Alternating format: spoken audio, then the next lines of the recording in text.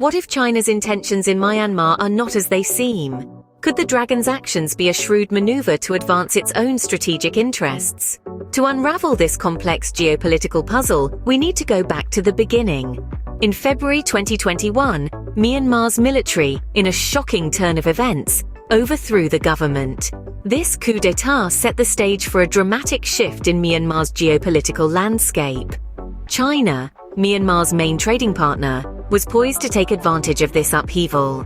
The pre-coup government had maintained a delicate balance, fostering good relations with China, while also opening doors to the outside world for economic development. Myanmar holds strategic importance for China, not just for its economic interests but also for its geographical location.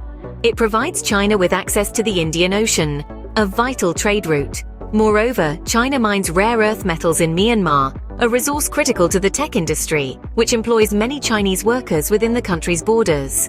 In the wake of the coup, China seized the opportunity to strengthen its position in Myanmar. They termed the coup as a major cabinet reshuffle and provided the military rulers with $250 million in arms, which precipitated a civil war. This conflict has since resulted in thousands of deaths and displaced 2 million people.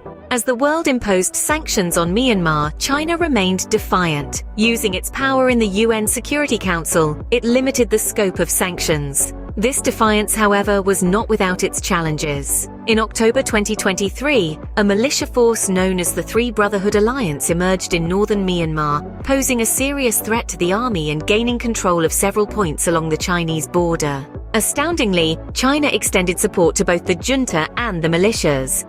The question arises, why would China support rebel groups fighting against the junta, which was already supportive and dependent on them?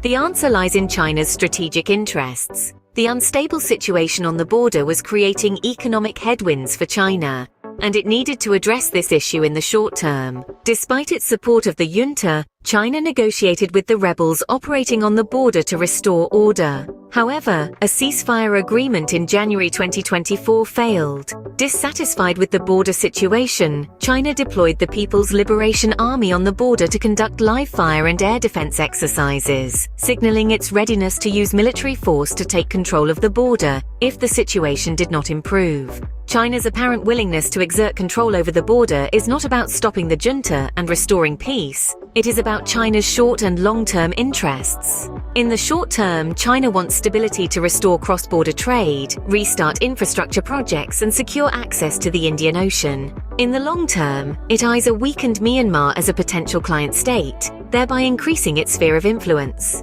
In conclusion, China's actions in Myanmar are a stark reminder of the complex and often murky world of geopolitics, where nations act not out of altruism but to serve their own strategic interests. China's intentions in Myanmar reveal a shrewd and calculated plan with the ultimate goal of expanding its sphere of influence.